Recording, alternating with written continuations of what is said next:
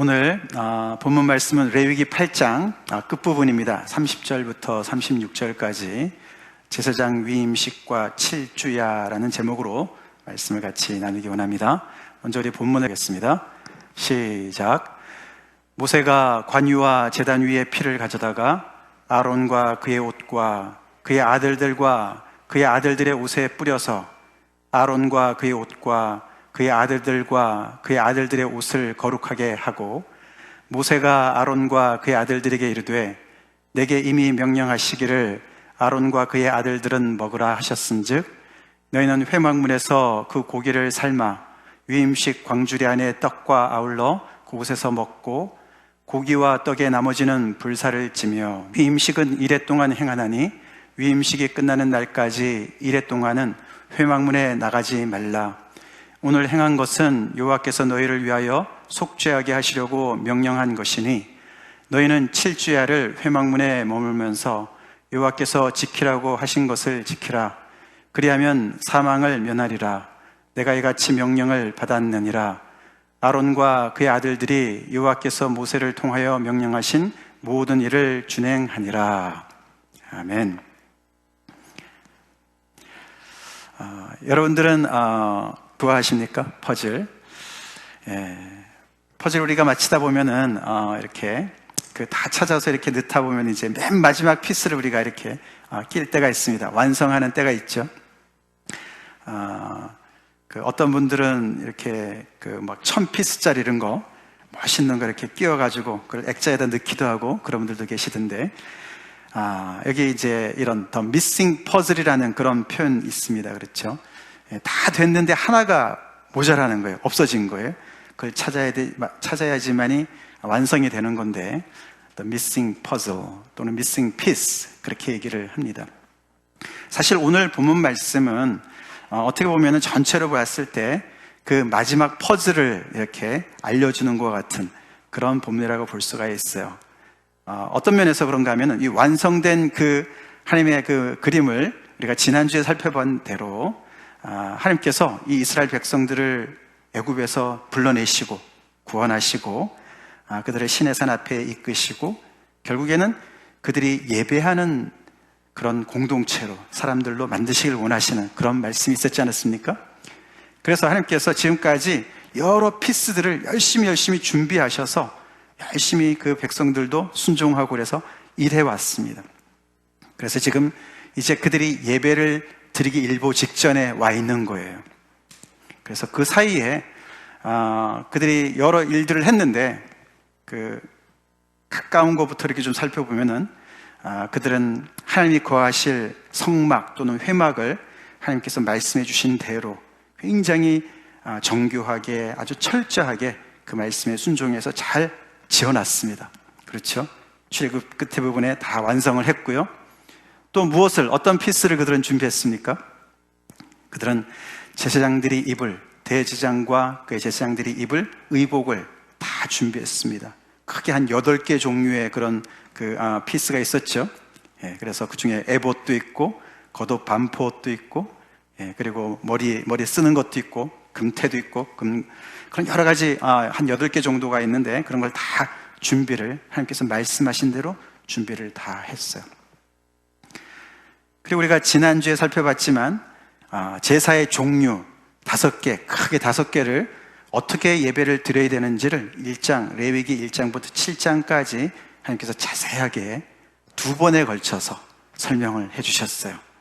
그래서 제사의 규례에 대해서 한 번은 제사를 드리는 입장에 있는 사람들, 제사를 드리러 오는 사람들의 입장에서, 그리고 한 번은 제사를 인도하는 제사장들의 입장에서 그렇게 5가지의 제사를 자세하게 설명을 다 해주셨어요. 그렇게 해서 필요한 피스들이 다 이렇게 자리를 잡아갔습니다. 한 피스가 남았어요. 그게 무엇일까요? 그게 바로 이 제사장의 의복을 착용하고 하나님이 계시는 회막 안에서 하나님을 수종들며 백성들이 하나님 앞에 제사를 드릴 수 있도록 인도하는 제사장들이었습니다. 사람을 세우는 일이었어요. 그게 마지막 피스예요. 그래서 드디어 이 8장에서 그 이야기가 나오고 9장 10장에서부터 드디어 아론과 함께 제사를 드리기 시작합니다. 이 출애굽기 5장 1장의 하나님의 말씀이 드디어 본격적으로 시작을 하게 되죠. 이 이야기를 출애굽기에서도 벌써 28장, 29장에서 하나님께서 모세에게 다 지시한 내용인데, 이 모든 피스들이 마련될 때까지 기다렸던 것이죠. 이제 다 기다렸다가 다른 것들이 다 준비된 상황에서 이제 제사장들을 세우는 일이 바로 오늘 본문 말씀이에요. 레위기 8장 말씀입니다. 오늘 그 제목을 제사장 위임식과 7주야라고 정했는데요, 그걸 우리가 다는 제사장의 탄생이다 이렇게 표현할 수가 있어요. 여러분들 영화 중에 스타 탄생 아시나요? 스타 탄생, A Star is Born. 제가 찾아봤더니 1976년에 처음 나온 영화더라고요. 스타 탄생. 오늘 거기에 비유한다면은 제사장 탄생이야. 더 정확하게 얘기하면은 제사장직의 탄생이다. priesthood, 제사장직의 탄생이다라고 볼 수가 있습니다. 하나님께서 모세를 통해서 명령하시기를 그의 형인 아론과 그의 아들들, 성경에 나와 있는 아들들, 아론의 아들들이 몇 명입니까? 4명이에요. 그렇죠? 4명. 나답, 아비후, 엘리아살, 이다말, 이렇게 4명이 있었는데, 아론과 그의 아들들을 제사장으로 세워라 라고 말씀을 하시면서, 오늘 이 8장 우리가 뒷부분만 읽었지만 1절부터 쭉 36절까지 하나님께서 자세하게 설명을 해주시고, 그것에 따라서 그들을 제사장으로 이렇게 위임하는, 세우는 그런 의식을 치르게 됩니다. 글쎄요, 요즘에 이렇게 우리가 요즘이랑 연결해서 생각해 본다면 목사 안수식이라고 생각할 수 있을까요? 조금 비슷합니다. 그렇지만 이것은 아론과 그의 아들들을 제사장으로 세우는 그런 하나님의 첫 번째 이야기고, 그 전에는 제사장직이라는 게 없었어요. 물론 이교도에 있었을지 모르지만 이 야훼 하나님과 이스라엘 백성들 간에서는 처음 있는 일인 거예요. 그래서 이 제사장직이 과연 어떤 의미를 가지고 있는지 하나님께서 세세하게 말씀하신 것을 통해서 우리가 크게 2가지로 살펴보기를 원합니다. 오늘 우리가 30절부터 36절까지를 본문으로 잡았는데, 그 중에서 우리가 살펴볼 때 첫 번째 큰 의미는 뭐냐면은, 제사장직은 천지 창조의 사건과 깊은 연관을 가진 것이라고 밝히고 있어요. 그 근거는 말이죠, 이 위임식을 7일 동안 하라고 하셨어요. 7일 동안. 그리고 그 회막문에서 7주야를 거기에 머무르라고 말씀을 하세요. 그래서 이 제사장 위임식의 이 8장 이야기를 가만히 보면은 이 숫자 7이 꽤 많이 나옵니다. 일단은 위임식이 7일 동안 하는 거고요. 그 다음 2번째로는요, 이 8장 전체가 모세를 통해서 하나님께서 명령하신 것이 7단계로 절차를 밟게 해요.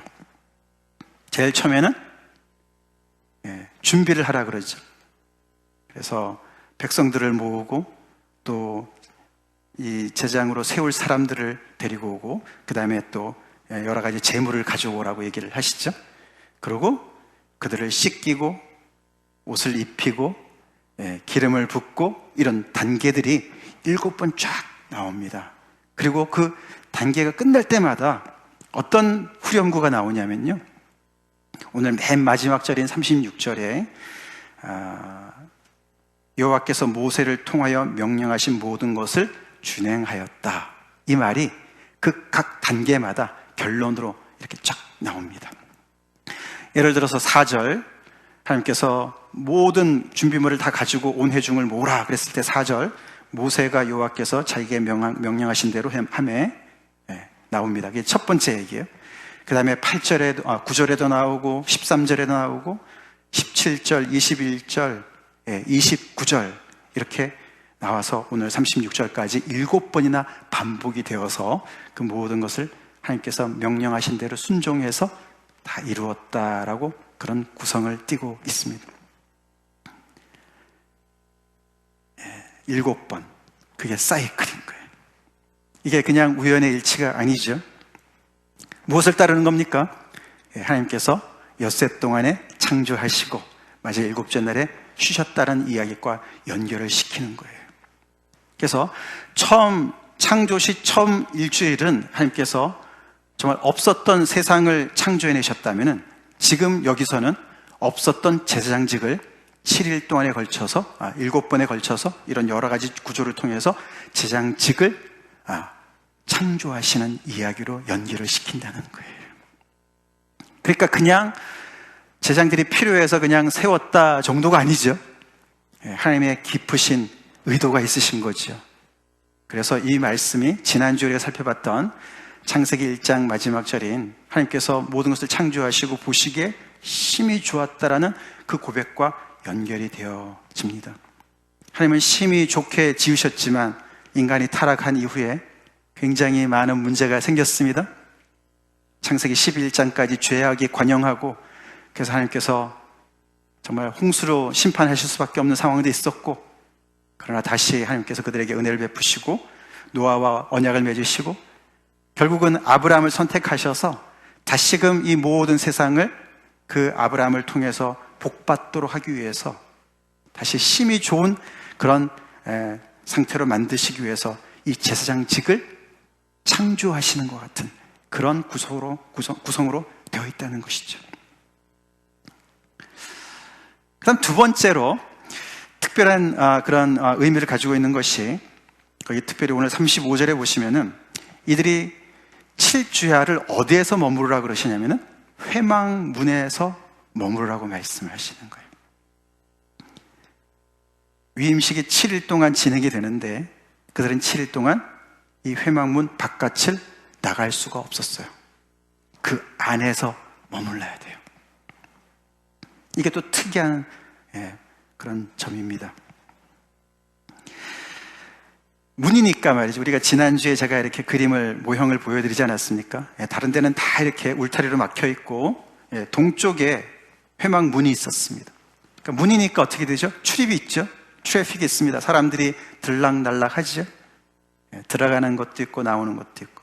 이게 담이 아니고 문이란 말이죠. 하나님께서 이 세상에 당신의 임재가 가득한 성소를 허락하시고 그걸 그냥 고립계로 만들어 놓지 않으시고 백성들이 들어올 수 있도록 하나님의 임재 앞에 들어와서 회막이니까 하나님을 만날 수 있도록 문을 열어 놓으셨어요. 그렇죠? 거기로만 출입할 수 있습니다. 근데 거기에 7일 동안 제사장들이 자리를 지키도록 하셨다는 거예요.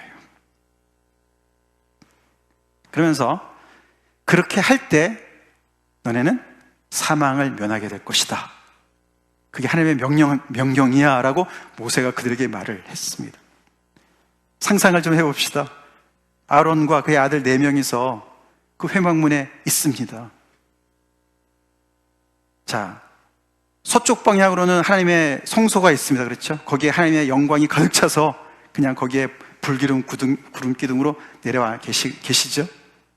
너무너무 두려운 그런 하나님의 임재가 있는 그런 성소가 있고, 이 문 바로 바깥에는 뭐죠? 거기는 그냥 일반 사람들이 있는 그런 세상입니다. 그렇죠?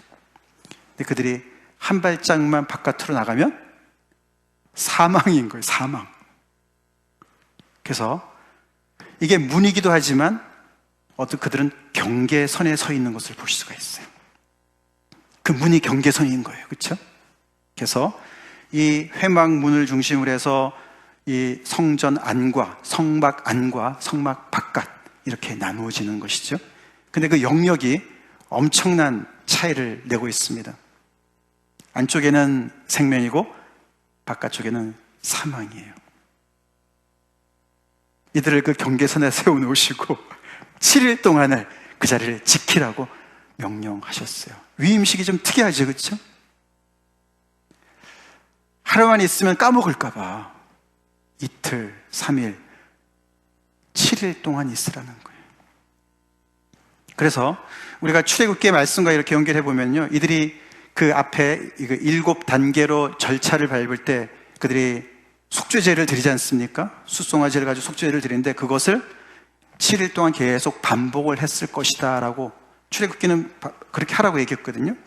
그러니까 이게 그냥 한 번 이렇게 해서 그냥 엿새 동안 계속 그냥 기다리기만 한 것이 아니라 매일매일 반복하다시피 그렇게 이 위임식을 거행했다라고 볼 수가 있는데요. 반복 교육이에요. 그래서 제사장직위에 그 위치가 어딘지를 정확하게 알려주시는 거예요.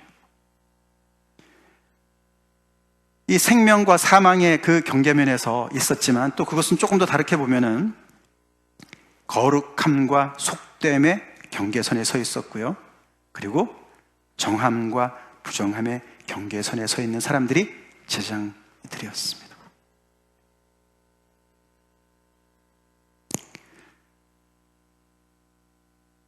그리고 우리가 10장 10절에 가보면 이런 말씀이 나와요. 같이 읽어보겠습니다. 시작. 너희가 거룩하고 속된 것을 분별하며 부정하고 정한 것을 분별하고.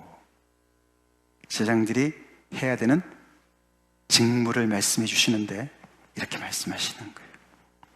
그들이 앞으로 거룩함과 속됨을 분별해야 되는 사람들이고 정함과 부정함을 분별해야 되는 사람들이기 때문에 하나님께서 7일 동안 회막문에다가 딱 세워놓고 나가면 너네 죽어, 여기 있어, 그렇게 말씀하셨다니까요. 그래서 어떻게 보면은 이들은 마치 우리가 아파트 수위 아저씨들 있잖아요, 그렇죠? 예? 아파트 단지에 수위 아저씨들이 있어요. 출입을 통제합니다, 그렇죠? 예, 이상한 사람들 못 들어오게 통제해요. 이들이 이 회막문에 딱 있어서 상징적으로, 그렇죠? 이 거룩한 하나님의 이 영역 안에 죄가 그대로 들어오지 못하도록 하나님의 그 정한 이치를 따라서, 말씀을 따라서 들어올 수 있도록 어떻게 보면 이 하나님의 이 거룩하신 이 영역을 지키는 수위 아저씨 같은, 경비를 쓰는 아저씨 같은 그런 역할을 하고 있다는 것을 보여주는 거죠. 문턱 지키는 사람들이에요. 문턱을 지키는 사람들이었습니다.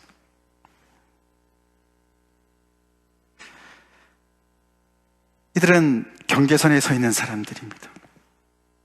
중간 위치에 서 있는 사람들이죠.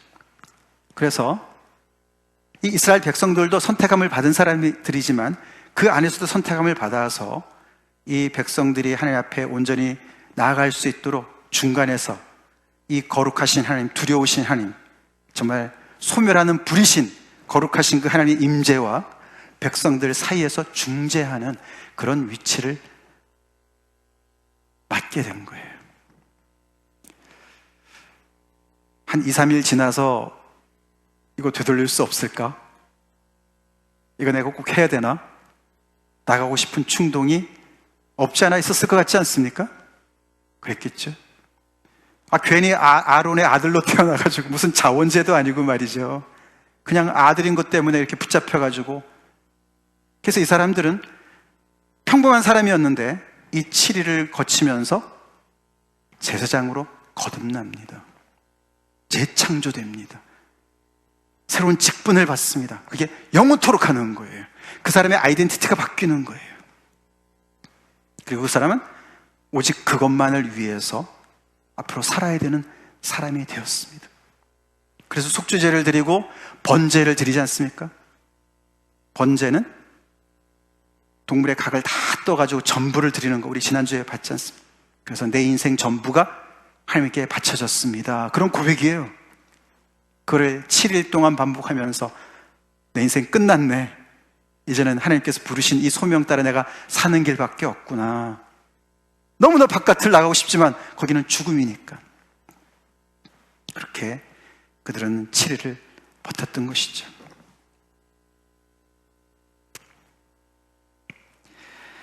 근데 이런 모든 것들이 하나님의 큰 그림 속에 있었다는 사실을 그들은 잊어서는 안 되었고 우리 또한 잊어서는 안 됩니다.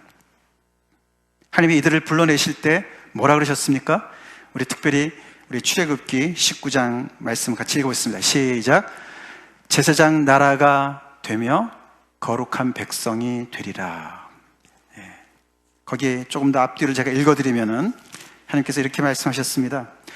내가 애굽 사람에게 어떻게 행하였음과 내가 어떻게 독수리 날개로 너희를 업어 내게로 인도하였음을 너희가 보았느니라. 세계가 다 내게 속하였나니 너희가 내 말을 잘 듣고 내 언약을 지키면 너희는 모든 민족 중에서 내 소유가 되겠고 너희가 내게 대하여 제사장 나라가 되며 거룩한 백성이 되리라. 하나님께서 이스라엘 백성들을 애굽에서부터 건져내실 때부터 이런 픽처를 가지고 계셨어요. 아멘? 예, 그들을 이렇게 독수리가 날개를 정말 새끼를 업어서 인도하는 것처럼 그렇게 업어가지고 그들을 이 광야로 인도해 내셔서 그들과 언약을 맺으시고 그들을 하나님의 소유로 삼으시고 하나님의 보물로 삼으신 다음에 그 다음에 그들을 제사장의 나라로, 그들이 제사장의 나라면은 누가 섬기는 대상이 되겠습니까? 온 민족이겠죠? 세상 나라겠죠? 그들은 그 사명을 잊지 말았어야 됩니다. 제사장의 나라가 되고 거룩한 백성, 거룩한 하나님을 닮은 백성으로 내가 너를 삼을 거야. 그런 비전을 가지고 계셨어요. 그게 하나님의 꿈이셨습니다. 소망이셨습니다. 그것을 구체화하시기 위해서 그들 중에서 제사장의 나라 중에서 제사장을 뽑아내신 거죠. 그렇죠? 그래서 이 아론과 그의 아들들을 제사장으로 세우시는 겁니다. 그래서 그 모든 이스라엘 백성들이 이 말씀대로 하나님의 비전대로 그들의 제사장 나라가 되어가고 거룩한 백성이 되어갈 수 있도록 맨 최전방에서 하나님을 섬기는 사람들로 이들을 불러내셨다는 거예요. 그래서 이 제사장들은 양방향으로 향해야 되는 사람들이었습니다. 바깥에 있었던 사람으로서 하나님의 그 영광이 있는 성소 안으로 회막문을 통해서 들어가고 회막 안으로 들어가고 성소로 들어가고 성소에서 지성소로 들어가고 하나님의 영광을 더욱더 깊이 알아가고 하나님의 거룩하심을 알아가는 그런 쪽으로도 갔어야 됐고, 또 반대 방향으로 세상을 향하는 방향으로도 가야 되는 사람들이었습니다. 그게 제사장들이었습니다. 그래서 실패한 사람들, 죄 가운데 있는 사람들이 어떻게 하나님 앞에 나올 수 있는지, 무엇이 정하고 무엇이 부정한지, 무엇이 거룩하고 무엇이 속된지 하나님의 말씀을 따라서 그 규례를 따라서 그 백성들에게 가르쳐주고, 그들이 그래서 점점 더 하나님의 거룩한 백성으로 제사장의 나라로 계속 성장할 수 있도록 앞에서 섬기는 사람들이 바로 제사장이었다는 것이죠.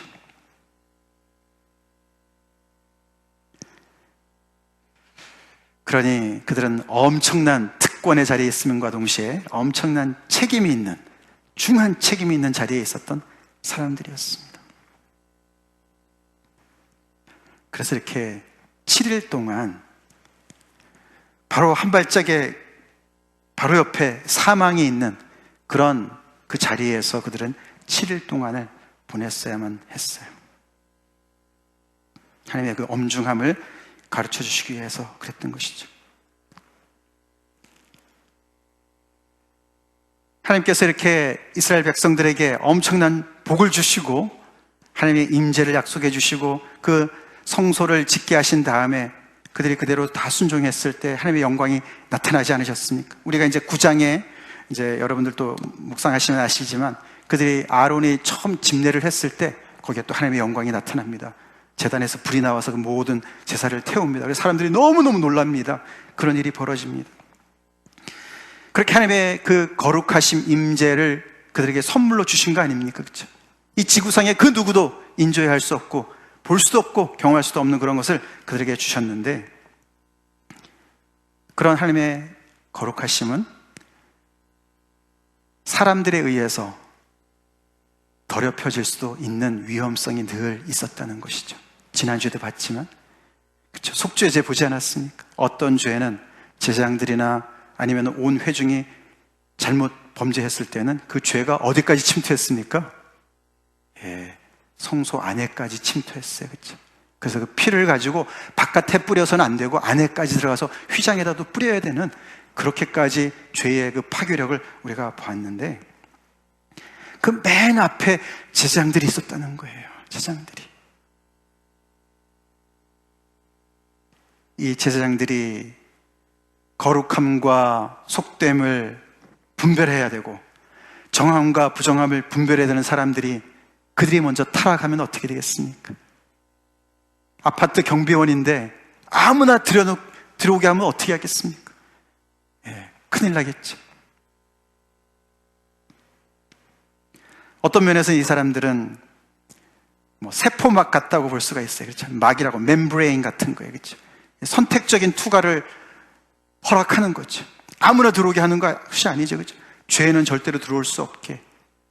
죄인이 앞으로 올 때는 하나님에게 정한 그런 재물을 가지고 와서 죄상을 받을 수 있도록 정함과 부정함과 거룩한 것 속됨을 계속해서 이렇게 그것을 가드하는, 그것을 지키는 그런 엄청난 중차대한 사명을 갖고 있는 사람들이었어요.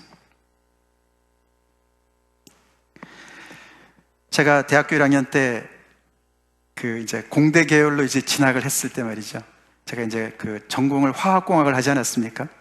근데 제가 결국 이제 화학공학을 그래도 가려고 했던 이유가 제 화학 교수가 한번 강의하는 중에 역삼투막이라는 거에 대해서 설명하는 게 굉장히 매료가 됐었어요. 그게 이제 어떻게 쓰이냐 하면은 바다에서요. 바다에 바닷물이 다 물인데도 물이 없어서 죽을 때가 많이 있다는 거죠. 그래서 이게 소금물, 짠물에서 그거를 해수를 담수로 바꾸는 어떤 막을 사용하면은 그게 염분은 안 들어오고 물만 들어오게 하는 그런 막이 있다는 거예요. 그런 걸 개발할 수 있다는 거예요. 그래서 제가 거기에 완전히 그냥 마음이 쏠렸어요. 그래서 제가 화공과를 선택했는데요. 그걸 공부했습니다. 나중에는 이렇게 선택적인 투과를 하는 거예요. 이 제사장들이 그런 역할을 해야 되는 거예요. 이 세상의 모든 그런 부정함과 속됨과 이런 것들을 하나님께서는 아시지요.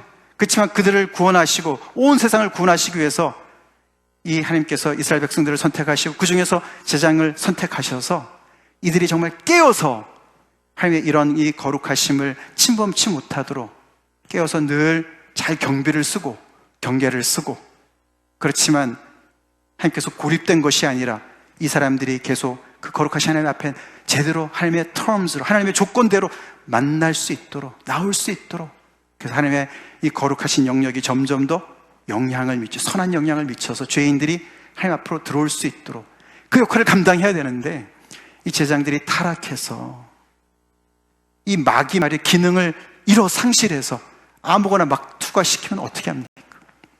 그 얘기를 하는 거죠.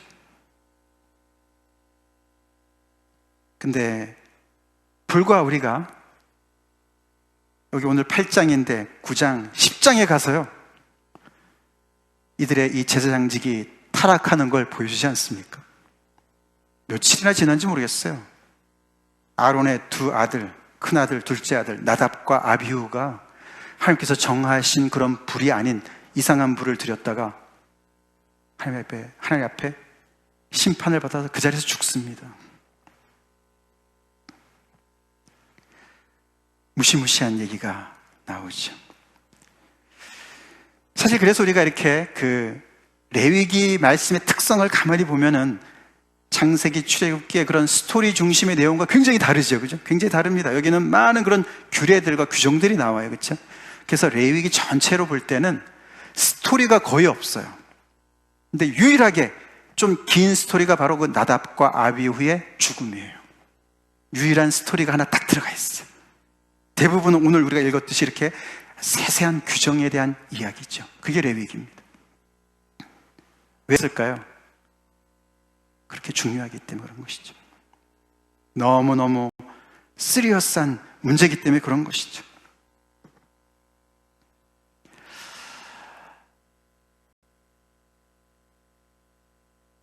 세상 나라가 되고 거룩한 백성이 되기를 원하신 하나님께서 이렇게 그 앞에서 하나님을 섬길 수 있고 사람들을 섬길 수 있는 그 중간에 이렇게 회막문에다가 이 사람들을 세워놓고 그 역할을 감당하라고 말씀하셨는데, 결국 인간들은 연약했습니다.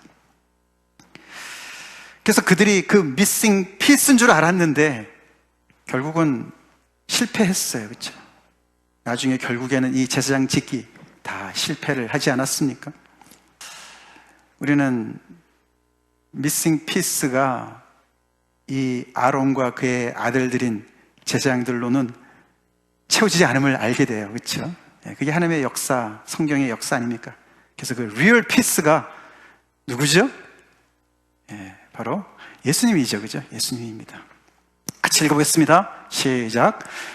그러므로 우리에게 큰 대제사장이 계시니 승천하시니 곧 하나님의 아들 예수시라. 아멘.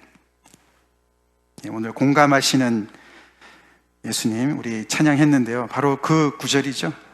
히브리서 4장에 나오는 말씀이죠. 14절 말씀 바로 뒤에 우리에게 있는 대제사장은 우리의 연약함을 동정하지 못하시리가 아니요 공감하시는 분이라는 것이죠. 모든 일에 우리와 똑같이 시험을 받으시니로되 죄는 없으시니라. 그래서 대제사장과 모든 제사장들은 계속 반복되는 동물의 제사를 드릴 수밖에 없었지만, 그리고 이 오늘도 위임식에 보면은 이 대제사장과 이 제사장들은 속죄제를 먼저 드려야만 했었지만 스스로도 죄인이기 때문에, 그렇지만 우리 주님은 주님 죄가 없으신 분이시고 그런가 동시에 또 우리의 연약함을 다 아시는, 시험을 다 받으셔서 고난을 다 받으셔서 우리의 모든 것을 다 채울하시는 분이시다. 믿습니까? 아멘이시죠? 사실 그래서 real missing piece는, 이 퍼즐은 예수 그리스도예요. 예수 그리스도예요. 그래서 정말 제사장의 나라와 거룩한 백성으로 만드실 수 있는 그 길을 정말 인도하실 수 있는 분은 바로 이 영원한 큰 대제사장 되시는 예수 그리스도죠. 예수님도 회막 문 앞에 있었던 이 사람들과 비슷한 역할을 하십니다. 양의 문의 역할을 하시죠. 그래서 예수님을 통해서 들어오며 나오며 꼴을 얻죠. 구원을 얻죠. 도적은 못 들어오게 하시죠. 예수님은 동물의 제사로 하나님 앞에 제사를 드리신 것이 아니라 당신을 희생제물로 내어오셨어요. 이 아론과 그의 아들들은 이렇게 하나님께서 규정하신 그 모든 정말 그 너무나 영광스럽고 찬란한 그런 옷으로 그들이 이렇게 입었지만, 예수님은 그 영광스러운 옷을 오히려 벗으시고 자신을 비워서 종의 형체로 오셨죠. 여러모로 아론과 그의 아들들이 예수님의 그림자인 것을 우리가 볼 수가 있습니다.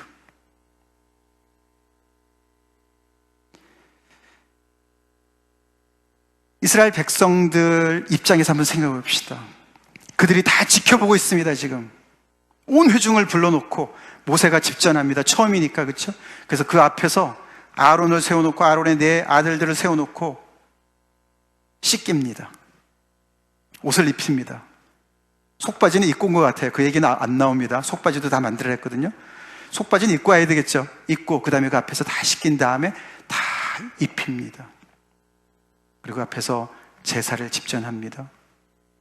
피를 뿌립니다. 그리고 오늘 우리가 읽었던 말씀대로 그 제물의 일부를 또 먹게 합니다. 그 모든 것들을 통해서 하나님께서 구별해 놓으신 이 사람들이 평소에는 신경도 안 쓸 수 있겠지만 하나님 앞에 예배를 드리러 나갈 때 그 사람들이 얼마나 고맙겠습니까? 그렇지 않겠어요? 정말 하나님 앞에 나가서 예배를 드리고 싶은데, 하나님께 속죄제를 드리고 싶은데 내가 잘 모르고 어떻게 될지도 모르고 잘못했다가 오히려 정말 큰 하나님 앞에 화를 당할 수도 있고, 그 거룩하신 하나님 아버지 앞에 내가 어떻게 나갈 수 있을까? 근데 그 길을 인도하는 사람들이 제사장 아닙니까? 그 제사장들이 늘 자기의 위치를 지키고 그 자기의 그 인테그리티를, 그 고결함을 늘 지켜서 어떤 죄에도 정말 컨터민이 되지 않고 오염되지 않고 항상 이 회막 앞을 지킨 것처럼, 그 출입문을 지킨 것처럼 그렇게 거룩함과 속됨을 그 사이에서, 그 경계선에서 늘 깨어서 하나님의 그 일을, 소명을 잘 감당하는 그런 신실한 그 사람을 볼 때 얼마나 하나님 앞에, 내가 저 사람 앞에 가면 하나님 앞에 나갈 수 있는 거구나, 내가 저 사람의 이야기대로 하면 내가 하나님 앞에 제사를 온전히 드릴 수가 있겠구나, 하나님께 상달되겠구나. 즉 제사장들은 백성들의 소망이었을 거예요. 그렇지 않았겠습니까? 나중에 타락해서 하나님 앞에 드릴 제물을 가져갔는데 막 빼앗고 말이죠. 그랬죠. 동물의 제사만 드리고 헛된 제사를 드리게 만들었었죠. 그러나 오늘 이 처음 제장직이 탄생하는 이 순간을 보면은 절대 그렇지 않았습니다. 그 거룩하신 하나님 아버지께서 당신 앞에 어떤 사람도 나올 수 있도록, 숫송아지는 비싸니까 그게 없으면은 산비둘기라도 가지고 나와서 하나님 앞에 나올 수 있도록, 그것도 없으면 소재라도 밀가루라도 가지고 나와서 하나님 앞에 예배 드릴 수 있도록, 그 모든 것을 앞에서 인도하는 그 위험 부담을 안고 그 중한 무게를 감당하면서 하나님 앞으로 인도할 수 있도록 수고하는 그 제장들이 얼마나 고마웠겠습니까? 그런 역할을 우리 예수님이 하고 계십니다. 아멘 안 하세요? 우리가 너무 익숙하게 예수님에 대해서 아니까 이 구약의 말씀 뭐 다 지나간 얘기 그렇지 않습니다. 이 레위기 말씀을 이렇게 보시니까 얼마나 비주얼로 보이지 않아요? 그렇죠? 예수님이 그 어마어마한 일을 행하신 분이세요. 그것을 대대로 내려오면서 몇백 년 동안을 그 제사 제도를 내려오면서 그게 타락한 제사장들한테 가가지고 예배를 드려봤자 오염됐죠. 그래서 하나님이 헛된 죄물 그만 가지고 와라. 내가 아주 그냥 sick and tired다 이렇게 얘기하지 않았습니까? 더 이상 냄새도 맡기 싫다. 이렇게 하나님께서 마치 창조하시듯이 창조의 역사와 연결시키셔서 이 하나님의 놀라운 그 새롭게 재창조하실 그 비전을 담은 이 제사장직이 그렇게 인간의 연약함과 죄악으로 타락했단 말이죠. 그 모든 것을 요구를 다 이루신 분이 예수 그리스도세요. 그래서 4장 16절에 이렇게 말씀하시는 거예요. 그러면 우리는 긍휼하심을 받고 때를 따라 돕는 은혜를 얻기 위하여 은혜의 보좌 앞에 담대히 나갈 것이니라. 할렐루야. 하나님의 은혜의 보좌 앞에 담대히 나갈 수 있는 이유는 예수님 때문인 거죠. 대제사장이 계시기 때문에 그렇습니다. 우리가 붙잡을 큰 대제사장이 계시기 때문에 우리 하나님 앞에 나갈 수가 있는 것이죠. 동물의 제사보다 더 온전한 단번에 모든 것을 다 이루신 그 대제사장 되시는 예수님 앞에, 예수님의 백으로 은혜 보좌 앞에 나가는 줄로 믿습니다. 예수님이 우리의 소망이죠. 구원 집사님 아까 기도하신 대로, 그래서 우리가 어떤 모양으로 우리가 오늘 예배 자리에 나왔습니까? 죄짐에 눌려 계십니까? 근심 걱정에 눌려 계십니까? 그래도 예수님이 소망입니다. 기뻐서 나오셨습니까? 감사해서 나오셨습니까? 기도 응답이 되셔서 나오셨습니까? 그래도 예수님이 소망이시죠? 예수님께서 우리를 하나님 앞으로 인도하시는 분이시라는 거예요. 그러니까 우리가 이 오늘 레위기 8장만 봐도 아까 그 퍼즐 그림 한번 다시 생각해 보세요. 하나님이 얼마나 엄청나게 투자하셨습니까? 그렇죠? 하나님이 엄청나게 투자하셨어요. 그래서 하나님의 그런 구원의 역사를 이루시고 출애굽을 이루시고 시내산까지 인도하시고 성막을 만들으라고 그 안에 엄청난 많은 재료가 필요했고 지혜가 필요했고 하나님께서 다 필요한 것들을 공급해 주시고 디자인 다 알려주시고 그 모든 것들을 다 공들여서 회막도 만들고 제장들의 옷들도 만들고 제장직에 대해서 다 설명을 하고 이 모든 피스들 거기다가 사람들인 제사장까지 다 이렇게 하나님께서 위임식을 다 마치게 해서 모든 피스가 다 제 기능을 제대로 감당하는 그런 그 일을 상상해 봅시다. 그게 이제 9장에서 막 예배를 드리기 시작하는 그런 모습인데 그때 무슨 일이 벌어질까요? 하나님이 정말 소원하시는 게 뭘까요? 그 많은 투자를 하셔서 원하시는 게 뭘까요? 그것이 바로 뜻이 하늘에서 이루어진 것과 같이 땅에서도 이루어지는 것을 보기를 원하신 줄로 믿습니다. 죄인인 이 백성들이 하나님 앞에 나와서 하나님의 그 거룩함을 침범하지 않으면서 하나님을 경외하면서 두렵고 떨림으로 회개하면서 하나님의 영광 앞에 나와 함께 예배하고 기쁨을 나누고 죄사함을 나누는 그런 하나님의 뜻이 땅에서도 이루어져서 그것이 바로 천국이 되도록 하는 일인 줄로 믿습니다. 그 일을 위해서 하나님께서 엄청난 투자를 하신 것이죠. 결국 그것을 위해서 당신의 아들을 투자하신 하나님을 보게 됐죠. 거기서 머물지 않죠, 그렇죠? 예수님이 이렇게 대제사장으로서 이 이스라엘 백성들이 실패한 것을 완성하셨는데 그분의 그 소명을 예수님을 따르는 사람들에게 함께 공유하시죠? 다 같이 읽어보겠습니다. 베드로전서 2장 9절 시작. 그러나 너희는 택하신 족속이요 왕 같은 제사장들이요 거룩한 나라요 그의 소유가 된 백성이니 이는 너희를 어두운 데서 불러내어 그의 기이한 빛에 들어가게 하신 이의 아름다운 덕을 선포하게 하려 하심이라. 예수님이 큰 대제사장이실 뿐만 아니라 예수님의 몸인 교회가, 우리가 왕 같은 제사장들인 줄로 믿습니다. 그렇게 우리를 부르셨다고 말씀하시죠.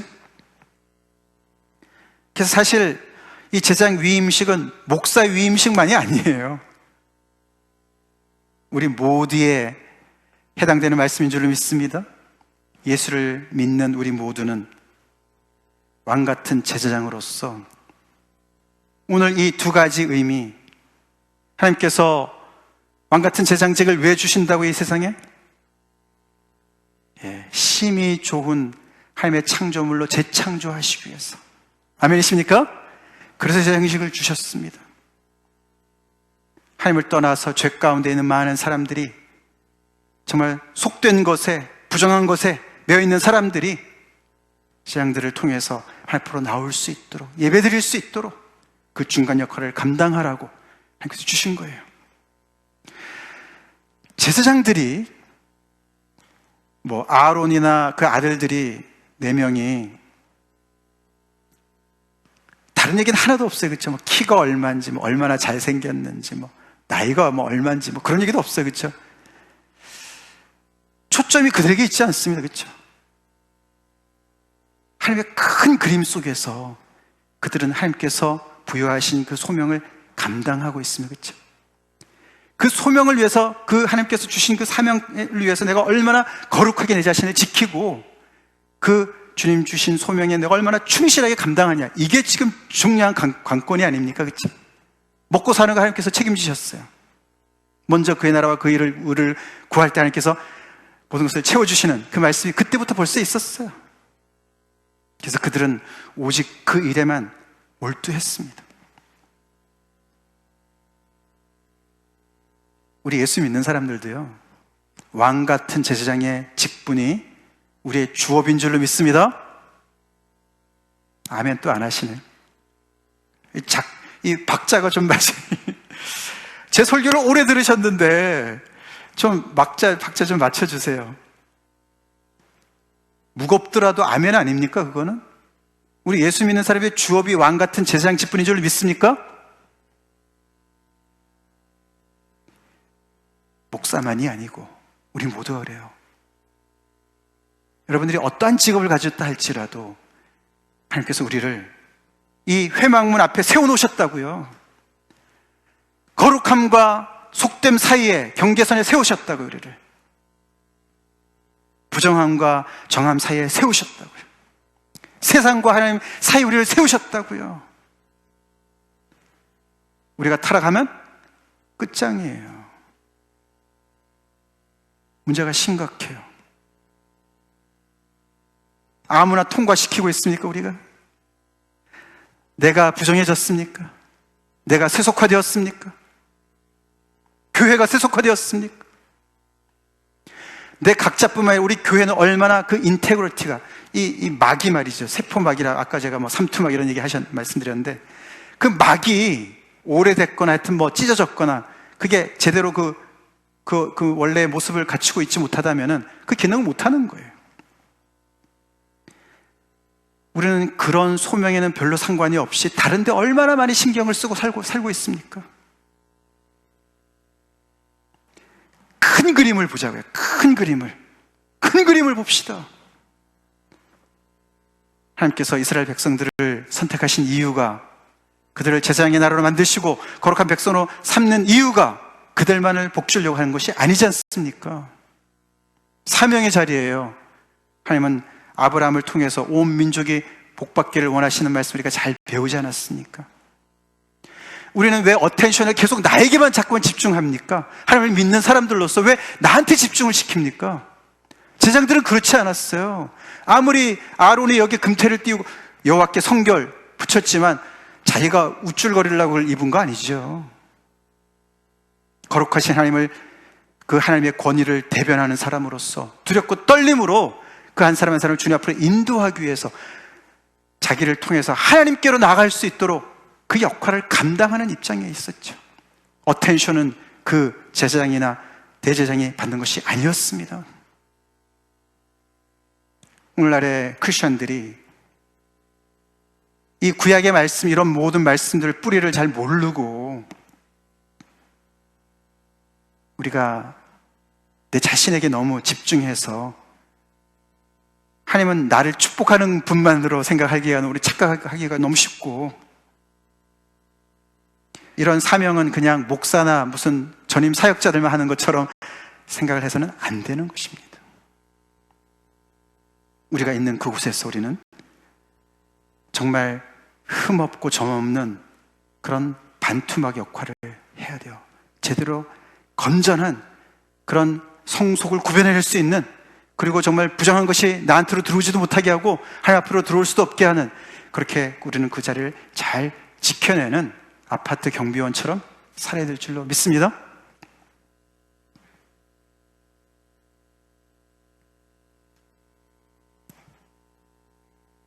우리의 경계면을 우리가 잃으면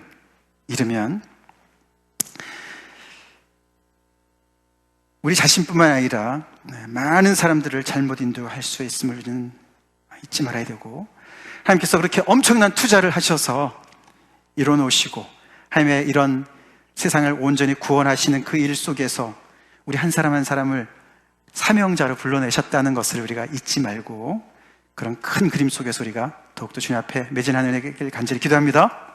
다 같이 기도하시겠습니다.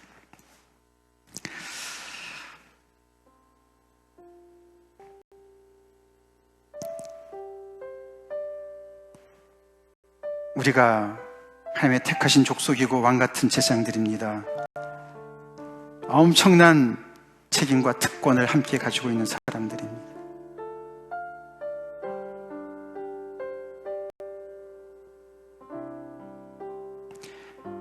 우리 큰 그림을 마음에 품고 살아갑시다. 왕같은 제사장,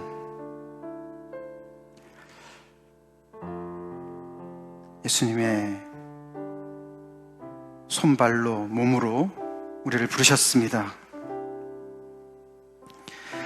먼저는 우리가 우리의 대제사장 되시는 예수님을, 그 은혜를, 공로를 의지해서 우리 즐거이 은혜의 보좌 앞으로 나갑시다. 무슨 일이 있든지 간에.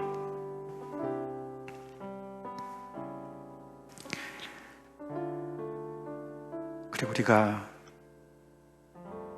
주님의 제자라면 하나님의 창조의 역사에 일꾼으로 부름을 받았다는 사실을 잊어서는 안 되겠고, 회막문 앞에서 그 경계면 사이에서 살고 있음을 우리는 잊어서는 안 됩니다. 깨어 있어야 돼요. 분별력을 가지고 살아야 돼요. 우리가 타락하면 세상은 소망을 잃습니다.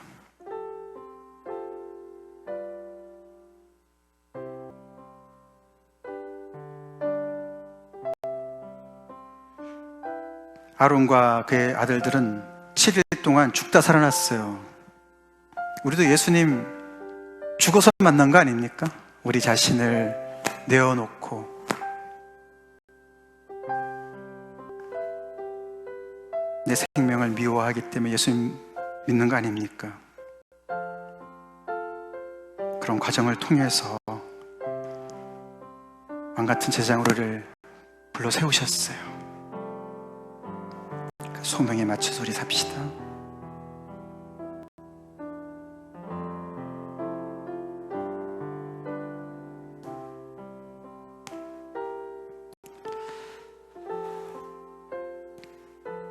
중간에 사는 거 어렵습니다. 그 영광의 무게를 감당해야 되고 그 위험 부담을 감당해야 됩니다.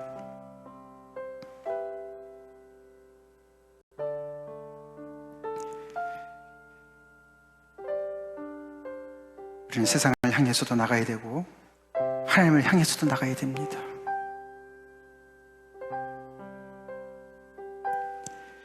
레위기 말씀을 통해서